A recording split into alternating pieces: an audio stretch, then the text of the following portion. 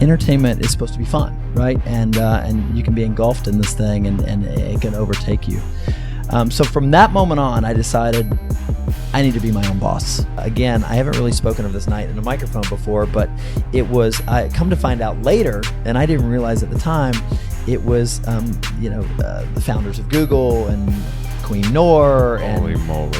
What I want is people to feel like they can walk into my cubicle, pull up a chair, and have a conversation with me about anything, their personal life, business, whatever. And it works. It works. And I like it. It's fun. It makes me want to come to work.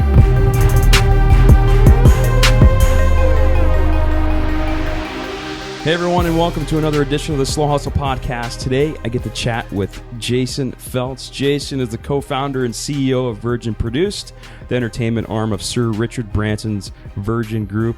He has been named by Variety magazine as one of the top 10 producers to watch, with films including Limitless, 21 and Over, Jobs, Immortals, and more, which have cumulatively grossed over $724 million in worldwide box office. Jason, thanks for being here, man. Thanks, man. I appreciate it. I feel like last time I held one of these, I was doing karaoke or something. This is great. I love it.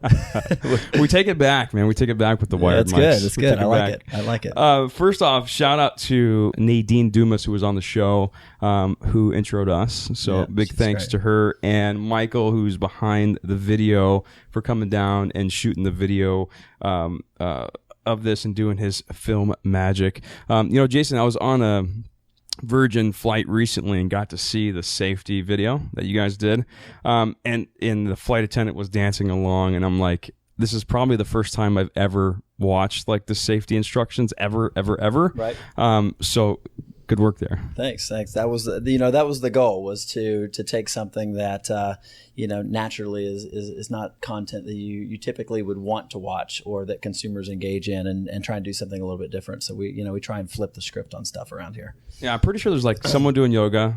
I think there's a nun in the video. It's 5 different types of dance. You're right. 5 different types of dance, 5 different types of music. Very organic transition between scenes, and modular, so we can pluck out a piece and put in another piece, and keep it entertaining with as music changes. Yeah. No, dude, it was awesome. Great. Incredible team that put that together. The idea came out of here, our little think tank, and then just the execution was great. But with John Chu, the director, and all the talent. So it's a group effort. It was cool. Thanks. Thank you very much. We're very proud of it. You should be, man. Well, before we get into Virgin Produced and what that's all about, paint the picture for us. Like, what led up to the founding of this current venture? What was that road like? Take us, down a trip down memory lane. Well, memory lane, I don't know if it's really memory lane. It wouldn't prove memory lane for you, but the trip is a fairly interesting one. I grew up in a family of 4 boys, me being the oldest, and I was always the one that had to sort of be in charge. And I was always, my parents were always, they're always much stricter with the oldest ones, right? Oh, yeah. I watch as my younger brothers kind of get away with anything. But I think that it was never like there were these like massive expectations, but they were sort of underlying. And I think that ultimately my parents, your parents always want you to sort of aspire to do just a little bit better every generation than the last generation, right? But it was never forced. It was very organic and nice. So I grew up in Texas, and we traveled around a little bit, but ultimately, my sort of formative years were in Dallas, which I love, and haven't been back too much since. But I moved out here straight after high school. My parents wanted me to go to school wherever I wanted to go to school, which was great. And so, of course, I chose California, started in San Diego, and every weekend I would try and make my transition up to LA. I don't think they necessarily wanted me to be in LA right away, because it's a town of many things for a young person, right? And so you really have to be mature, I believe, to be here, right? Because you can sort of get lost in the sexiness and the glamour of all of it if you don't have the right mindset. And so started in San Diego, but every weekend I would just make my way and sort of slow hustle my way up here on the weekends. And I built a lot of friendships, which was great. And ultimately that led to the work that the work that I'm doing now. But it was a slow transition from internships and small jobs to ultimately starting my own company with my business partner, who was on a big TV show at the time, to the transition to looking after entertainment for Virgin. So it's been a great journey, and I can tell you more about it, or we can kind of move on, whatever you want. Let's talk a little bit about the previous venture. Did you see yourself as an entrepreneur? Did you plan to start your own company? What did that look like? What was your mind at that? I've always seen myself as an entrepreneur. I've always, in high school, I would have these small jobs, right? Whether it be, I've always been interested in the entertainment industry on the whole, from day one. And living in Dallas, very limited opportunities as a kid to be able to do something in that space. There was a small studio there, but my first job was, I was like, how close can I get to the entertainment industry at 16? Well, the closest I could get to that was working in a 1-hour photo lab.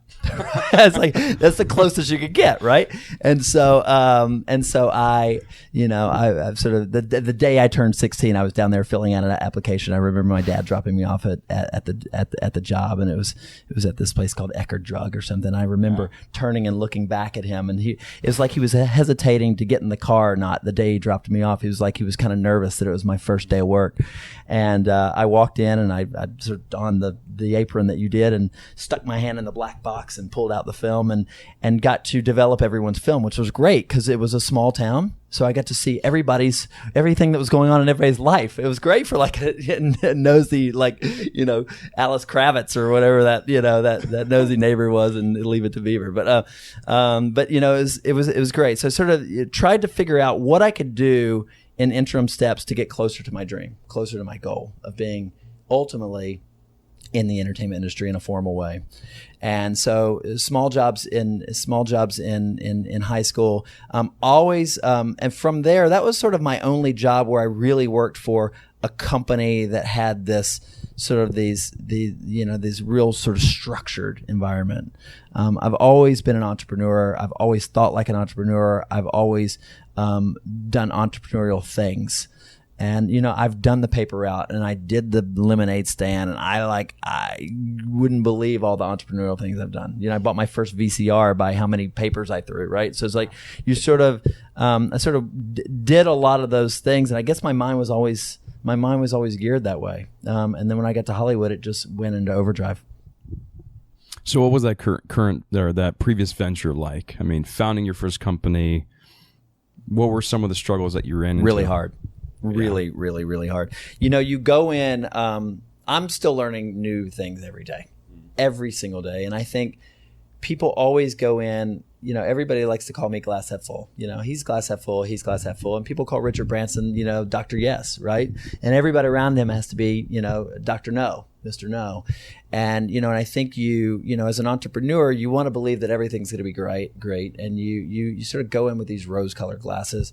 And I think, you learn from mistakes. And if you don't learn from mistakes, then you're not really, if you think you're not making mistakes, you're probably not really learning, and you're probably not really growing.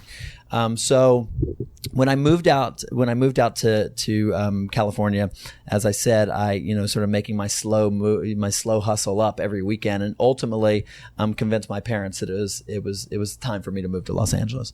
And so I moved up to Los Angeles, and I went into interview for my first Hollywood job, and it was for a major guy in the business, and a guy who is no longer in the business, but a major guy who's in the business.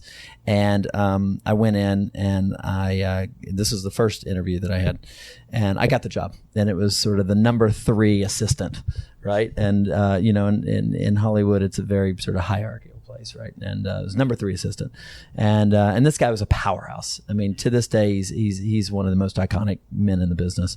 And he didn't talk to me for the first 2 weeks, and I'll never forget. I was walking out of his office, after the first 2 weeks, and sort of put his coffee down, and you'd have to put down the newspapers and the trades. And I'd get there at 6 o'clock in the morning. I'd have to highlight all of his clients.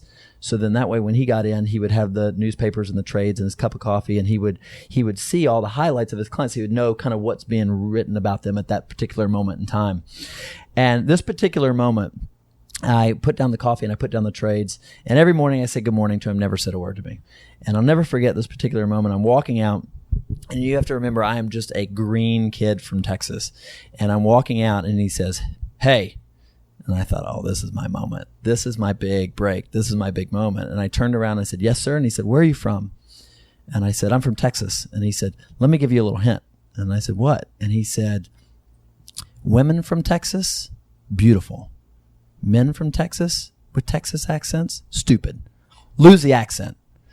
And I thought, wow, is this what this town is? Wow. That was my first interview, or that was my first job. Wow. It's pretty interesting. So it's a character study, right, on power and ego, and how it can go the wrong way, and how you could be engulfed in a business, which is really entertainment is supposed to be fun, right? And you can be engulfed in this thing, and it can overtake you.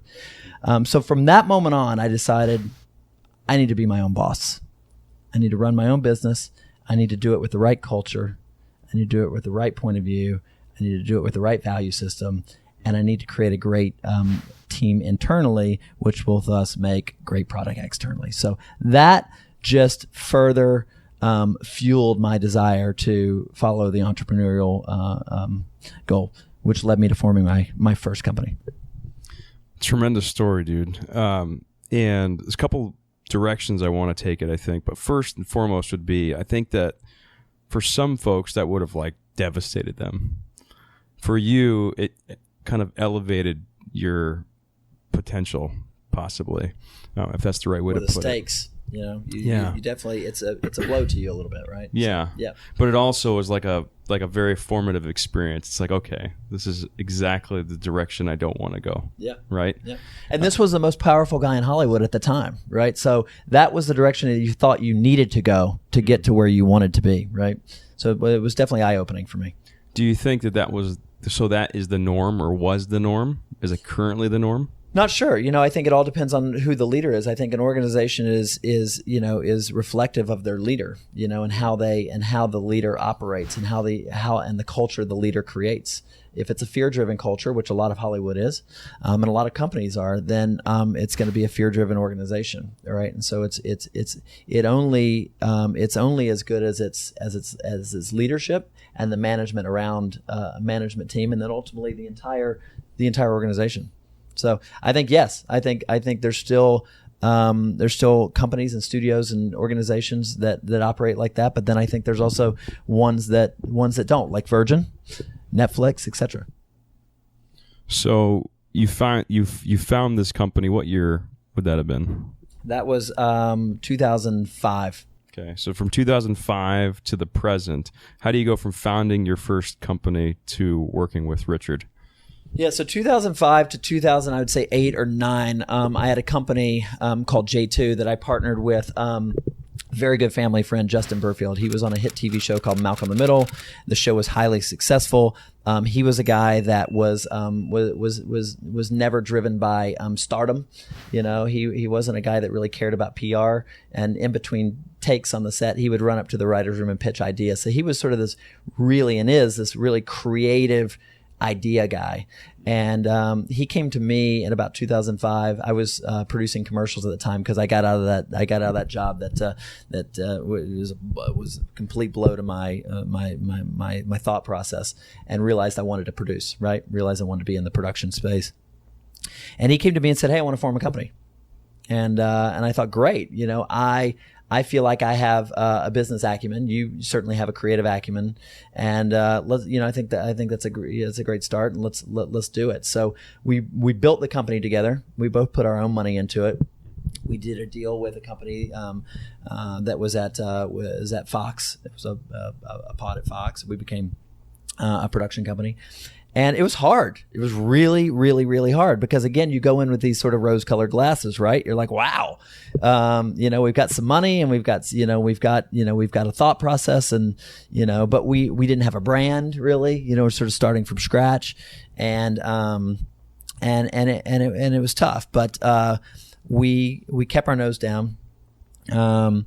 We were very careful about not getting eaten up by the Hollywood sort of ecosystem, where we didn't feel like we needed to be at every cocktail party, and we didn't need to wine and dine everybody, and we didn't need to use money to buy people's love, which is what I think a lot of companies, especially small production companies, find that they have to compete with the big ones, so they have to use money to sort of buy love, and we kept our nose down, which led to a couple TV shows on the air, which was great, and some movies that we co-financed. It was a great foundation for what has become now Virgin Produced, which has just been transformative for many, many, many reasons. And I'm thankful and proud and blessed. But you couldn't do it without a team, right? So it started with Justin and I, and then it sort of has expanded out in a big way. So what's Virgin Produced look like? What are you guys all about? So Virgin Produced is the film and television or sort of content production engine arm behind the Virgin Group of companies. Virgin as a brand, to the extent that you're not aware, when you hear the word Virgin, you think airlines, or you think mega stores, or you think mobile phones, or you think Virgin Records, Sex Pistols, whatever it might be. But at Virgin's DNA is such that it started in the media content business with Virgin Records, dating back to the late 70s when Richard founded Virgin Records. I like to think of Virgin Records as the very first company, not only the very first company, but the only company since Virgin Produced that an actual Virgin branded product reaches every single corner of the globe. So the airlines fly a lot of places. The mobile phone the mobile service is available in a lot of places. The Virgin Active gyms are in a lot of places. Ultimately, Virgin Cruises will be cruising to a lot of places. Virgin Hotels expanding.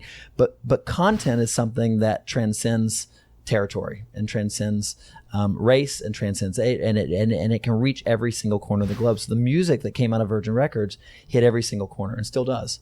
Virgin Produces is such that. But in the film and TV space. So Virgin Produced was founded in 2009 with Justin and I as the co-founders with Richard Branson, and we built a team. And we've slowly built the team over the last 5-6 years, and going after sort of best in class executives to complement and round out what we're good at, because we're not good at everything, right? So you have to, I'm not good at financial modeling, and Justin's not good at selling a movie, but he can develop a script, right? And so we've built out an incredible team. Virgin Produced is based in Los Angeles, but is a global company. Its priorities are making movies, making TV shows, and making branded content like the safety video, all reflective of our Virgin brand. We have a very specific brand. It's all reflective of the brand. So what I really, really want to hear about... That was a mouthful, by the way. No, it was great. It's great. What I really want to hear about is how you go from first company to ending up working with Richard. How did that transition happen? I think it's got to be some kind of fascinating story. Yeah, I've never really told this story inside of a microphone, nevertheless a karaoke microphone. But it is a fascinating story, actually. So we met the Branson family through a very, very close mutual friend, and subsequently found out that we had a lot of connective mutual friends, and I was invited down to Necker Island about, I don't know, going on 9 or 10 years ago, and awful place, I've heard. Awful place. No, it's an incredible place, actually. Yeah. Which I know you're being facetious, yeah. But it's a magical place. It's pretty incredible.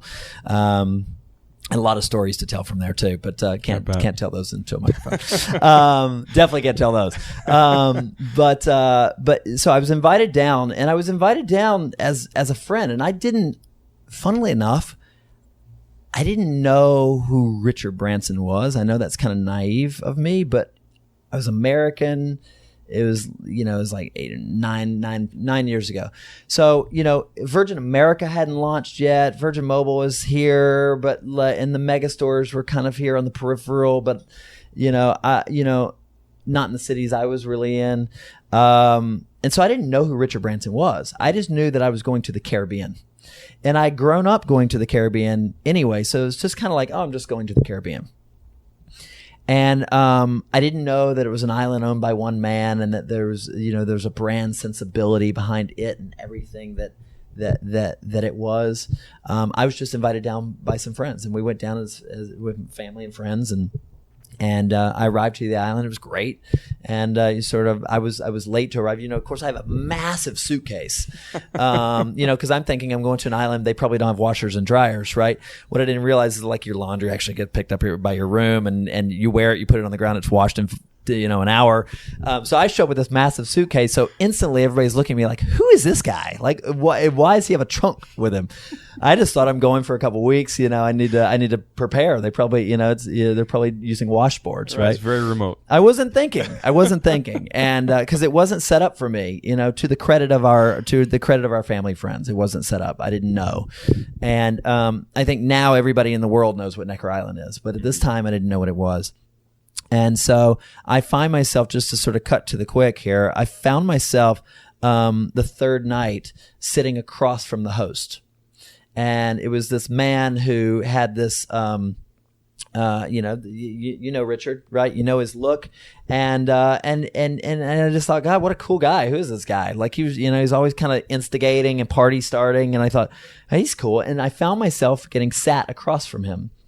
This third night, and I'm sitting there with it was this very surreal dinner table, and again, I haven't really spoken of this night in a microphone before, but it was, I come to find out later, and I didn't realize at the time, it was the founders of Google and Queen Noor, and holy moly, and just really a who's who. I was like the youngest guy at the table, poorest guy at the table. Like I shouldn't have been at the table.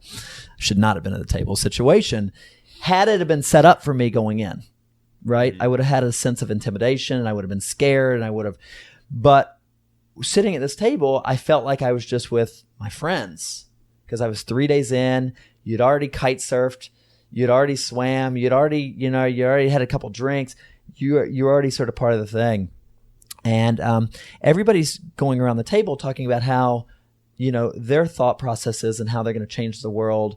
And these were, in any other situation, you would think, well, these people are just full of shit, right? But then you realize who you're sitting with, and you realize, no, they're actually individuals, or they represent companies that actually can make an impact. And by the end of this dinner, Richard, everybody's sort of gone around the table, and everybody's talking, and they're having their individual, and then they're having their sort of group conversation. It's a very small table. And Richard turns to me and says, Jason, why don't you tell everybody about what you do? And I thought, oh, shit. Like, I'm not even a blip on anybody's radar. I had a couple TV shows on the air at Fox and E, and I had co-funded a couple movies, but I thought, this is like, I started getting a little like, okay. So really quickly I pivoted, and I thought, instead of talking about what I've done, instead of talking about the TV show on the air or whatever it might be, I need to talk about something that is collaborative to the conversation and really really provides for an opportunity to be additive, right? But the only thing I really knew was my business. So I started talking about how consumer content behavior had changed, and how consumers were at this time consuming their content in a very different way. And that how the emergence of Netflix, and at that time, you've got to remember 2008, 2007, I guess. Netflix was still sending out DVDs. Like they weren't a streaming business yet. And then so as I'm talking about how consumer content behavior is shifting and how I have a production company and how we've bootstrapped it and how we really watch our overhead and how we're very careful and we're not ego driven like the rest of what I perceived Hollywood to be, and how we weren't operating in a very archaic way, but we were trying to do things differently and focus on technology first and be innovative. The guy sitting across from me, who was sitting next to Richard, one of the founders of Google, talked about how they were about to acquire YouTube. And how, yes, Jason, you're right. Consumer content behavior is shifting. And in fact, we've just are going to be acquiring YouTube. So at that point, I thought, okay, you guys are in a whole different league over here. But I knew I was onto something. And so Richard decided that he was going to, and this time at this point, I learned Richard's name. And Richard decides to send me up on top of the table to walk up and down the table. And I'm sort of dodging wine glasses. And finish telling the rest of my story. Wow. Which is great. To finalize the night, we finished dinner and we're sort of stumbling out on the beach, literally and figuratively. And Richard came to me and said,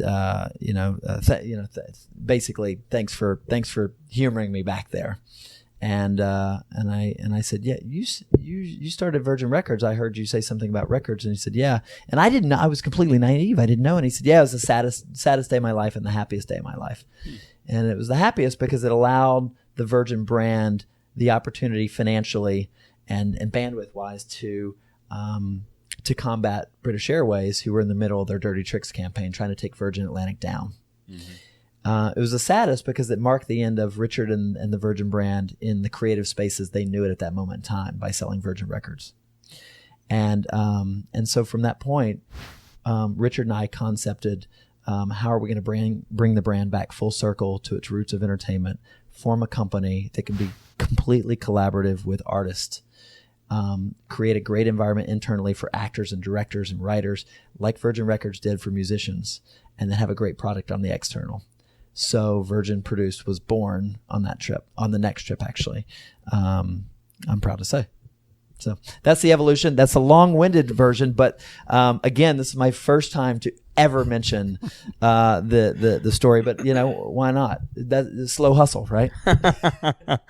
Well, dude, I'm honored that you share that story with us first, and I'm like dumbfounded because the night you learn his name is also kind of the night that this was born, right? Or at least the idea that it was born, which to me is kind of mind-boggling. The night I knew his name was Richard, but I didn't know anything. I didn't know what Virgin was. And I learned his last name that night. And I'll never forget going up to my room afterwards, after he and I had this conversation very organically, and he talking about, we should talk about entertainment. We should do something together. And I remember going to my room and Googling Richard Branson. And of course a billion photos popped up, and I thought, wow, well, this is cool. It was very nice. Very nice, actually. That is incredible. Yeah. So, I mean, you sort of build a friendship first and then business second. Well, it's huge. So it made it very authentic, right? Organic, as you said. And then you alluded to it, but I wanted to comment on it a little bit. It's like, it was so fortunate that you didn't know who he was beforehand. Now I realize that, sitting down, right after dinner, I was a little irritated with my friends and some family members. I was a little irritated because you could have teed this up better for me. Yeah. But in retrospect, it was probably better that I wasn't prepared, right? Mm-hmm. It probably was better because I wouldn't have been my authentic self. I would have been scared. I would have felt like I didn't belong. And that's not who Richard is, and that's not who his friends are, and that's not the environment that Richard likes to be in. So it was actually very organic and honest and cool, and cool. It was a great experience. Yeah, very cool. And then I was just listening to a podcast with Edward Norton, and he was talking about something about like what happens in psychologically when somebody gets behind a camera versus when they're just having a conversation, and how as soon as they know the camera's on them, they have a hard time just being themselves, right? And Which is why I'm glad you said just look at me instead of looking at the camera, because if I had to look into this lens right now, it doesn't work. There's just something about that. There's something about what's going on in there that just, creeps me out just a little bit. Right. So yeah, you're right. So versus just having a conversation with somebody and then finding out that they're super famous. Yeah. You're good at this, by the way. Thanks, man. So I want to talk about Virgin Produced, and what makes you guys different, on top of what we've already talked about. Because on the site, you guys, you talk about, and you use the word contrarian. And so I wanted to maybe have you elaborate on that a little bit. And then maybe, the fact that you say that you guys have balls and that we might see them.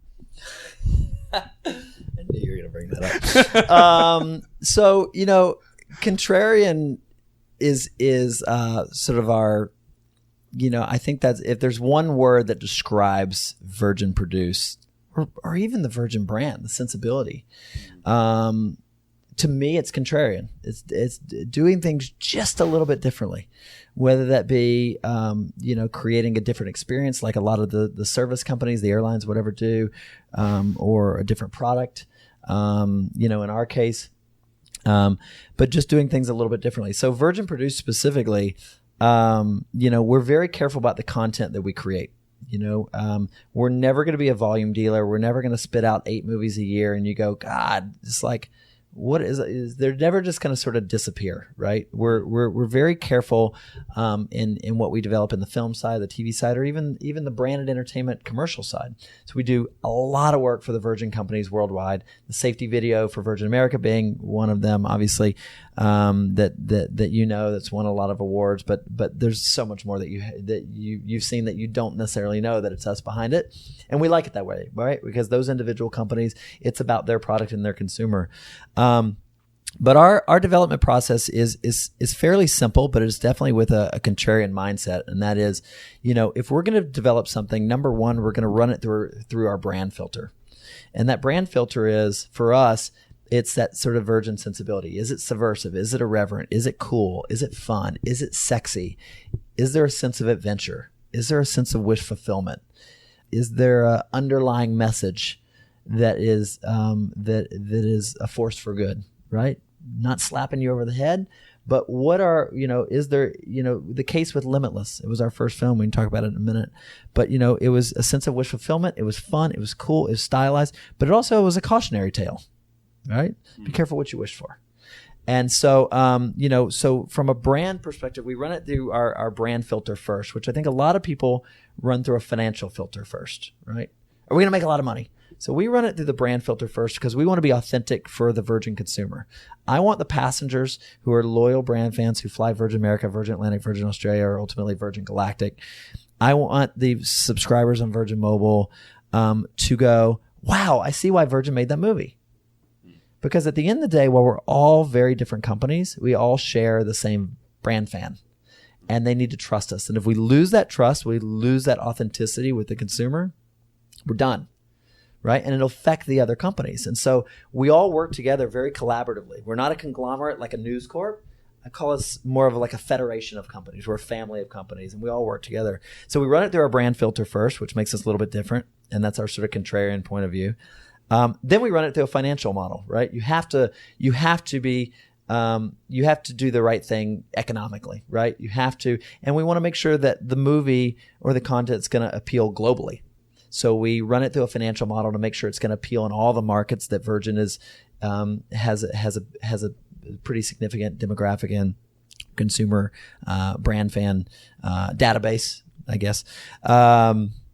And we shoot in tax friendly places, and we're very, very, very careful financially. And then I think the third thing is we try and cast the projects in a way where it's artists who are on brand. It's artists that Virgin consumers would want to hang out with and that they like, So Limitless was Bradley Cooper, right after The Hangover, and you just, guys wanted to be him and women wanted to sleep with him, right? I mean, that's just like perfect. That's perfect casting. But then also music. Music is a huge character in our movies because music is deep within our DNA. So I think that's where the contrarian comes in, and that's where our point of view is. we operate a little bit differently. We're not going out to chase hits. If there's a ton of medical franchise TV shows on the air, and it's ER and it's Grey's Anatomy, it's all these things, we're not going to just come out with our version of it. But if we had to come out with House first, that'd be great. A doctor with no bedside manner, right? It's flipping the script on a genre. So doing things a little bit differently creatively, doing things a little bit different economically, taking care of the artists so they don't feel like they've been screwed and have to audit us, like they do the other studios. And then being authentic to our brand. That's how we're Contrarian. The balls thing, you referred to our website saying we have balls and we're not afraid to show them. The balls thing, I think, is my approach, which is I'm not going to be intimidated by the industry. I'm not going to be told that I need to lose the accent, to go back to the beginning of our conversation. And we're going to do things our way, and we're going to shake up the system a little bit, and we're not going to be archaic, and you may see our balls and that's okay. Right. That's okay. So that's sort of where that comes from. Tell me of a time where being contrarian was most difficult, where it tested kind of the limits or the boundaries of that, where you're like, man, it would be so much easier to just like do this the way everybody else is doing it. I think when you're trying to chase a concept. I think you have a visitor. Oh God. Sorry about that. He's visiting today. Anyway. Sorry. Yeah. No. Sorry about that. Startled me. He's probably glad he's not sitting in the chair today. It's me. Anyway. He's a little distracting. I didn't tell you he was coming today. No, you didn't. You didn't prep me. Sorry. He likes to poke in some moment. So anyway, I think that God, he's distracting.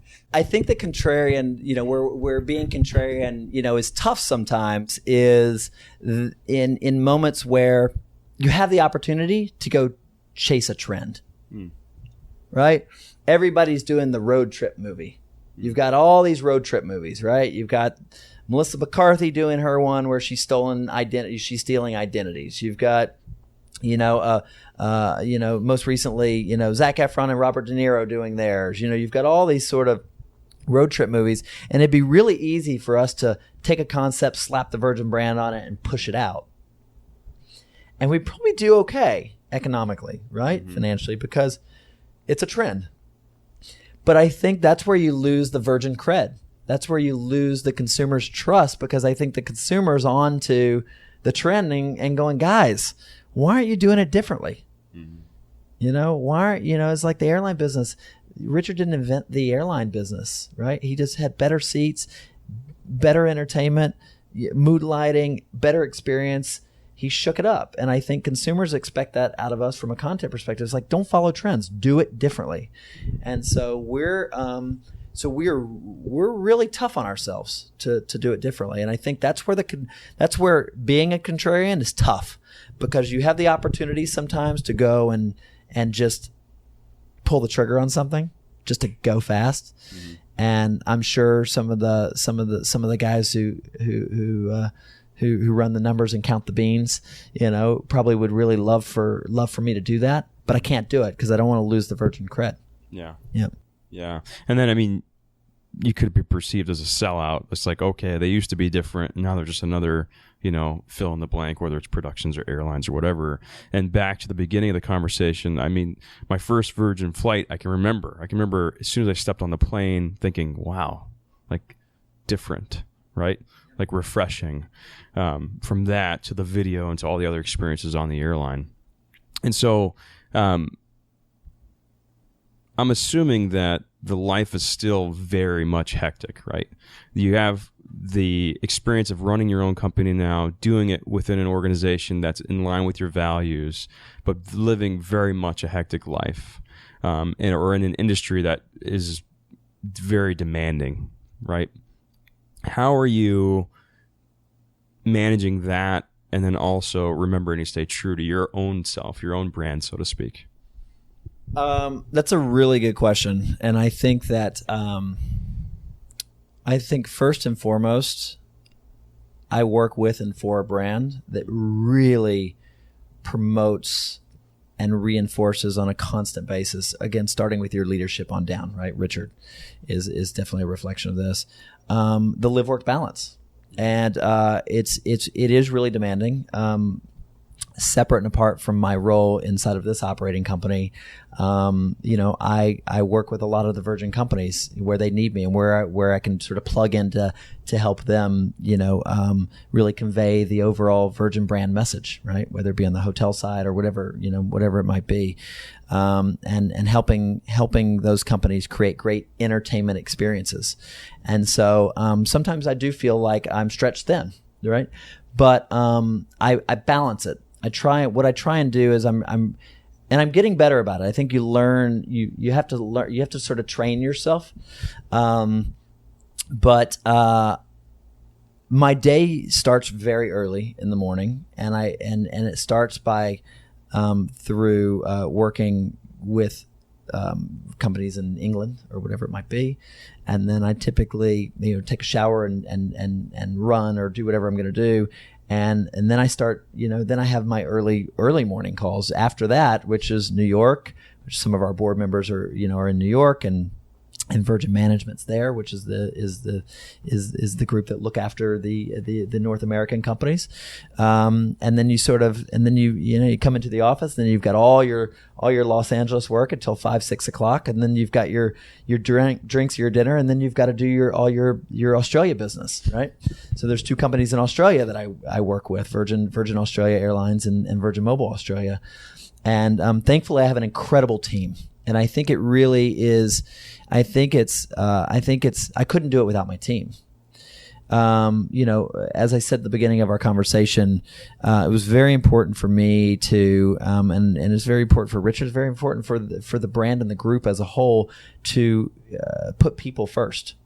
And we create a great environment internally for team members worldwide. There's about 50 to 60,000 employees worldwide in the Virgin group of all the various different Virgin companies. Fortunately, I have a small team here in Los Angeles, but I have some people in India and placed in other places. And then we have crew bases in Canada and Australia and here in Latin America, and one crew base in the UK that we call upon. So at any given point, we could be, if we're in production, we could be 100 employees, or we could be scaled back down to say 25 or whatever it might be. So it's a lot, it's a lot to manage, but it really, you got to know when to shut off. And I'm getting better at leaving my cell phone in my home office instead of at my bedside when I go to bed. So I'm not hearing it buzz all night long, because it'll just buzz all night long. I'm getting better about picking and choosing the commitments, the things that I commit to from an entertainment perspective, because you could, in Hollywood, you could have an event every single night. And I do a lot of traveling. So you have to you have to learn how to balance that and sort of have some, what I call me time, right? So I have to turn off my phone and if people need to reach you, they'll find a way, but you can survive without your phone for a couple hours or the night or whatever it might be.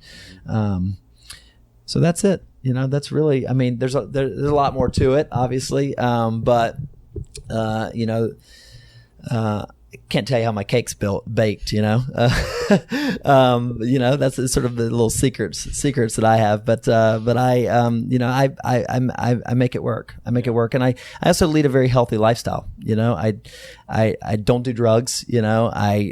I exercise regularly. I try and run a lot. When I fly, which is not great for your body. The second I check into a hotel, it's not like I just, go to the bar and have a beer and, I try and put down my stuff and take a shower and go at least run on the treadmill or do something for a little bit of time. Because typically when you land, you've got to go straight to work. Mm-hmm. Right. So, cause you're in and out. So it's really, I think, about a healthy lifestyle also, and eating right. I've adopted Richard's philosophy of not eating red meat. His is more from an environmental standpoint. Mine's because it just kind of makes me tired. So it's about eating right and being healthy and, just having a healthy lifestyle. What's your filter or decision-making process on knowing when an event needs to be attended versus skipping? Because, for me, you have that whole FOMO, right? The fear of missing out, where you're like, there could be like a really good opportunity here. I have zero FOMO. You have zero FOMO. It is a very weird thing with me because I get asked this all the time. I am completely happy seeing other people off doing something that I could have been at and me not be there. It's okay because there's always tomorrow and there will always be another event. I'm fine with it. And maybe it's because I've attended and I attend so many things that I'm okay with it. I have a great life. I have a great family. I have great friends. I have a great love life. Like everything's great. Everything's great. And so for me, I don't get fulfilled by having to go to another cocktail party, right? Or have to be at another ribbon cutting. Or another red carpet. I don't necessarily have to be there. I like for someone from my team to go because I also like to share those experiences with my team because they work really hard. Mm-hmm. So to the extent that I can share the experiences, for instance, Richard's in town this week, and he's got 4, 5, 6 events, and I can't go to all of them. And fortunately, and it was great, I'm invited to them, but I can't go to all of them. So I've asked if I can sort of transfer my invite to a couple of them to give the opportunity to my team because I think it's great. Now, are all of those events going to be incredible? Absolutely. They're all going to be fun. Everybody's going to come back with all their great stories about how much fun they had and how great of a cause it was, or how funny Richard was, or what the experience was like. But it's okay because there's tomorrow, and it's okay. And, if I can use my time in more effective ways sometimes, then I need to do that. If you'd asked me this question 6 years ago, I would have said, I'm not missing a thing. I need to be at every single thing. I'm going to be there 5 minutes early and I'm the last one to leave. Not doing that anymore. I've been very, very, over the last year and a half, and I made a New Year's resolution last year actually, and it's is sort of carrying through, which is great. So, what was the impetus for that decision? Was it just seeing that, okay, I can't sustain this sort of activity for the long term? Like, when did you know you needed to make the transition from saying yes to everything to saying either hell yes or no, as Derek Sivers says? Yeah. To be totally honest with you, it was, my parents were coming to Los Angeles, and they only live several hours away. They're not that far. Mm-hmm. And I get to see them, fortunately, as much as we can, and pretty often. But they were coming to LA, and my mom doesn't know this story, actually. I don't know if she'll see this or not. She may not get all the way through it, so that might be okay. Yeah. But she sent an email talking about how they were planning on getting together for dinner, and she'd reached out to my brother and could we all make plans to get together for dinner, and I had an event for the Hollywood Reporter that was also scheduled for that night that I thought that was just like I needed to be there, right? Like it's something that I needed to be at, and and my mom sent this email talking about how they were all getting together for dinner, and her last line was, "Jason, we understand that you're busy and it's midweek, and if you can't make it, that's fine."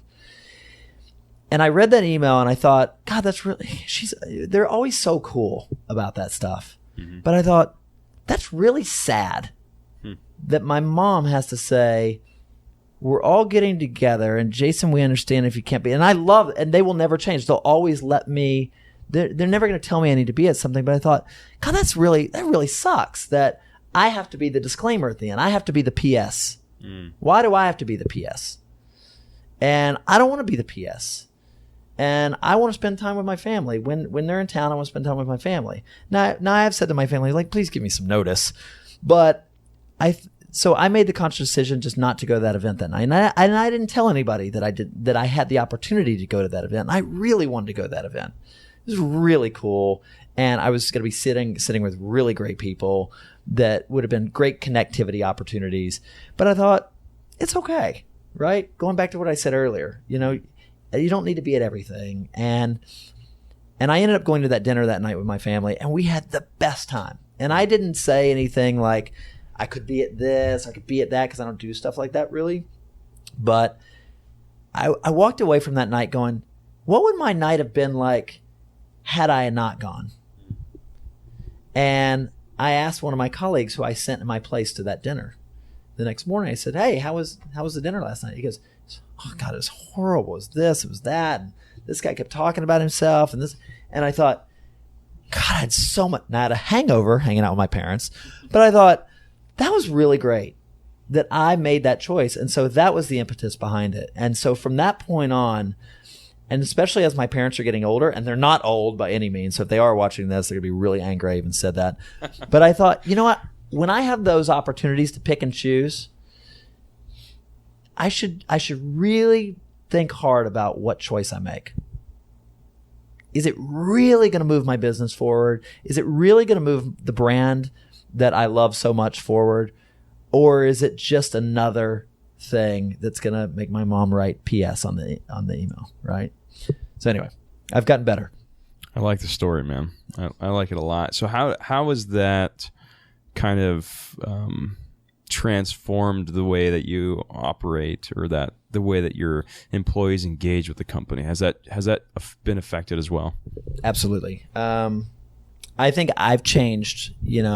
We've always been inside the Virgin culture, which is always people first, people first, people first. But I've really started living it over the last 3 years. And, and I think that this is where I've really learned that a leader in an organization really has an impact on how they're, and I don't call them employees, I call them my team members, my partners, whatever I call them, how they operate, yeah, there's still those sort of typical policies and procedures and all those sort of things that you have within a company just to sort of maintain a certain level of, you don't want it to sort of run amok, right? You don't want there to be, raves thrown every night in my office. But, I think, although, once a week would be fun, I think that, I've really worked hard to instill family first. If someone says, my parents are coming in town this weekend, can I take off early on Friday? Absolutely. Or I'm sick. It's like, go home. Why are you here? Or, and my business partner, Justin, who I talked about at the beginning of the conversation, he's really big about that. If someone comes in there remotely, even go for a tissue, he sends them home. He's like, get out of here. Like, why are you here? And so I think that, and we try and have fun here. You've walked around the office. There's ping pong tables and pool tables, and there's a cocktail bar, and there's a room that looks like Richard's Game Reserve Lodge in Africa, and there's it looks like a green room and backstage of the Rolling Stone. It's a great environment. Yeah. And it's very collaborative, and people have fun. I'll come out in the middle of a day and there's like a heated ping pong match going on, and there's stuff to do. There's work stuff to do, but they get it done. Yeah. They get it. I don't know how they get it all done.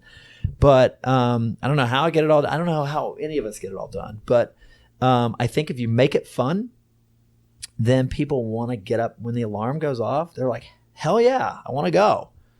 And I've also created an open door policy. I don't allow BCCs on emails inside the company. If you can't say it to your team member's face, don't send it. No BCCs allowed. And I, all the executives except for me, have an office, a closed door office.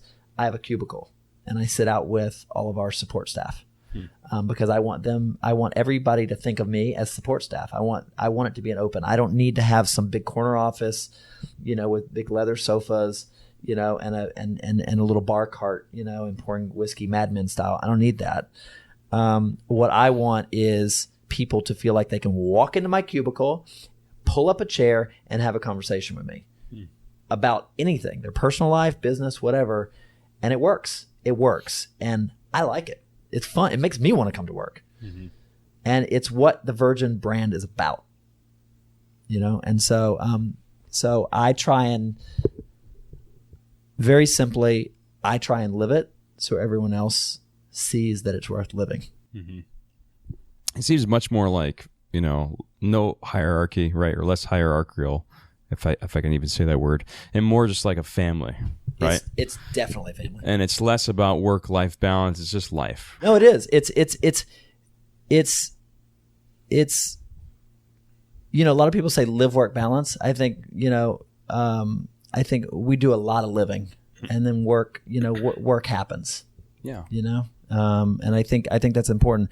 I take my entire company with me every year on a birthday trip with my family. Every single year, the entire company. Your birthday. My birthday. Because I want, and I cover it. Because I want them to feel like they're part of my family, and because they are. And Richard does that. Richard is very much about that. And Necker Island, I said that it was magic at the beginning, but it is a place where thought leaders come together, which was the case of the first time, my first visit there. It's a place where his family comes together constantly, not once a year on the obligatory trip, but constantly. It's a place where his grandkids are going to grow up. It's a place where all of his friends go. And it's a place where he encourages his executives, such as myself or the other executives inside the other Virgin companies, to bring friends and investors and colleagues. It's really incredible. So yes, it is a family. And I know it sounds like I've drank the Virgin Kool-Aid, but first of all, it's tasty, and it's red. But it's real. Yeah. It's scary, but it's real, and it's fun. Or else I wouldn't be here, right? Sure. And it feels like, this is the route companies are starting to take, and they're realizing that, the latest generations, right, more so want to live a life that they're happy with, right? It's less about the deferred work lifestyle of like work now, retire, and then enjoy life. It's like, I just want to enjoy it now, especially when I've got the energy and the physical health to do so, right? And it just reminds me of, touring Zappos campus and listening to some of the stuff that Tony Hsieh is doing there, is doing there, just about how they want, he's got a desk that's out in the open as well. If they've got an executive that's coming in to interview, he'll ask the driver, like, was he cool? Yeah. Was he nice to you? Was he a jerk? Because they want to work with people that they like. So it's a very similar, I think, mantra and thought process. Yeah, no, I definitely agree, and I think it's also in how you it's also in how you treat people. We have a janitor in this building who will be screening a piece of content, and I bring him in to get his perspective because that's the guy who's going to be buying the ticket, right? And so it really is about creating a different thought process. And I think what Tony's doing is great. What Richard does is great, I'm here because I want to be here. And I don't think I would have survived in Hollywood or wanted to be here had I not met Richard. I would have been long gone. I'm certainly not here for the money. And I'm not flying helicopters around town, I'm here because I'm in an industry that I love, but I'm getting to do it my way. And I'm getting to do it in a way where I'm creating a great environment for artists, actors, directors, to where they trust us and our brand. And I'm getting to do it in a way where I'm working with people that are fun. I love my team. Like, I love them. I mean, we're constantly playing practical jokes on each other. It's really fun. It's really fun. And that's how you manage the stress. Mm-hmm. You just gotta have fun. Yeah. Gotta have fun. Yeah. So. If you're not having fun, what's the point? Do you want to talk about Limitless at all? I don't have to, but that was our first film. When we launched, and we're very careful about what. It's a pretty damn good first film. It's great. It sort of checks all the boxes, as I was mentioning earlier. What makes a Virgin film? For us, both economically, the budget of the movie and the talent involved in the movie, and the thematics of the movie. It definitely checks all of those boxes. And if you look at some of the movies that we've done over the last over the last several years, 6 years, as co-producers or marketers. We've been fortunate to, to be hired by studios that trusted us from a marketing perspective to use our brand and our trusted brand fan, and to either co-produce or market those movies. And I'm proud of every single thing that we've had the opportunity to work on or work with the other producers on. But Limitless definitely, I think it checks all the boxes. I could point to all the films and why we got involved in those films. But I think, and give you a reason why. But I think, Limitless is spot on. And I think, going forward that, that's exactly the type of film that, and probably that hard R, fun, subversive comedy, are going to be our two genre focuses, going forward, in our business.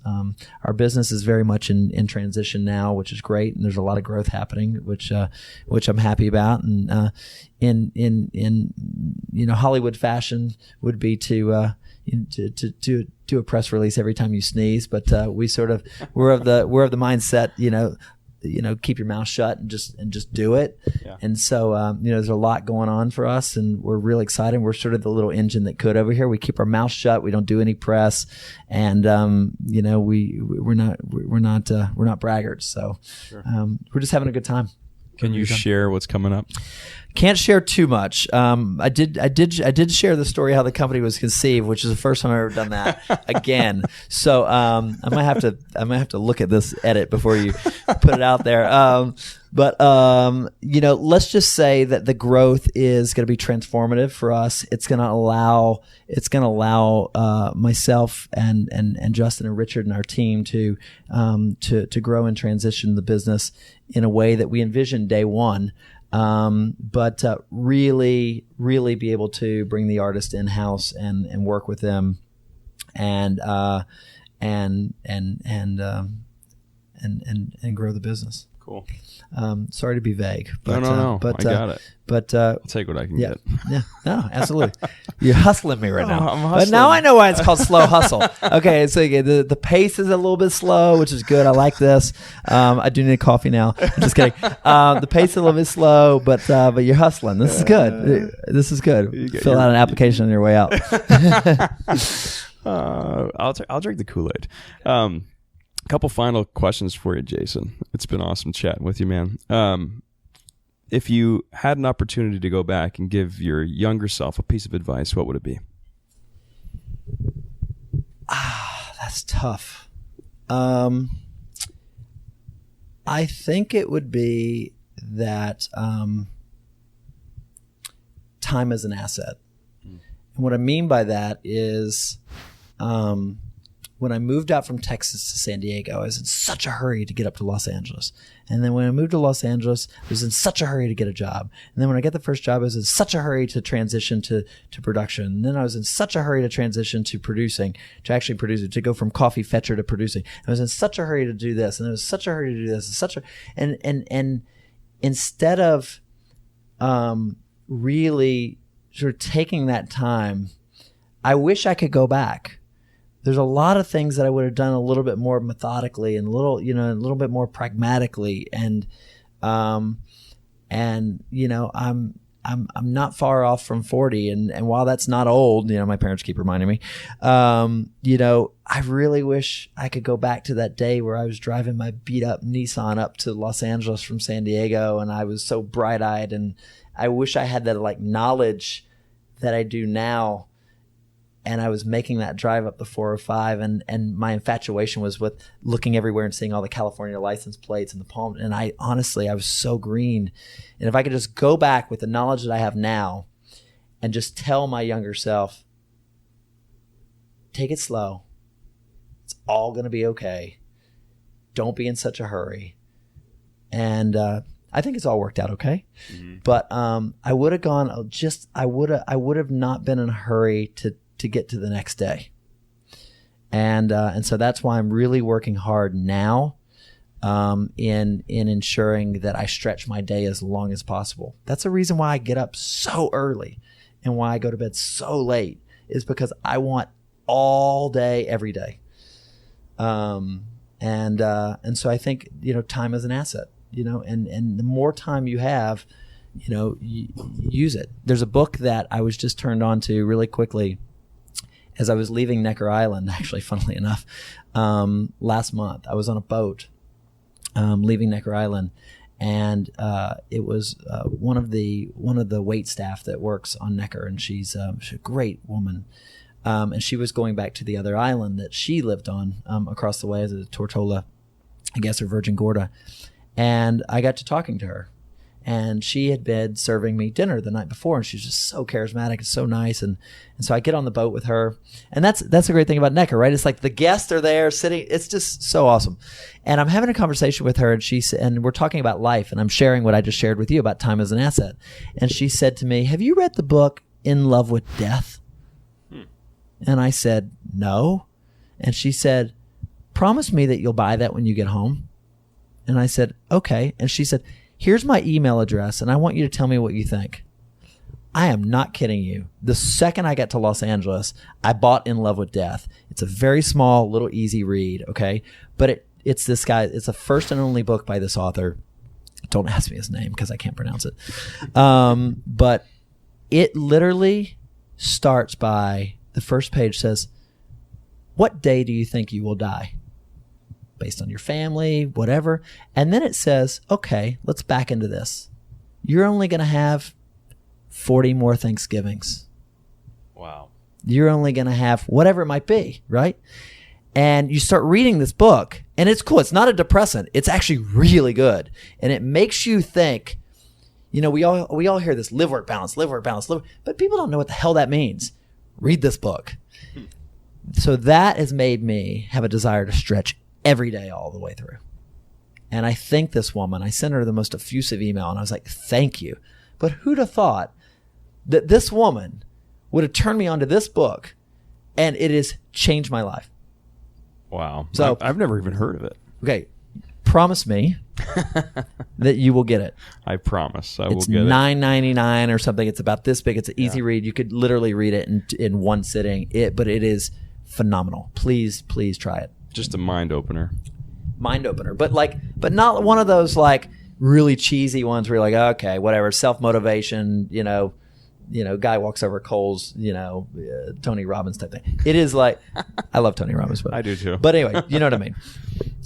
So pick it up. In Love with Death. I will definitely check it out. I will definitely check it out. Final question for you, Jason. Why is the message of slow hustle important to you?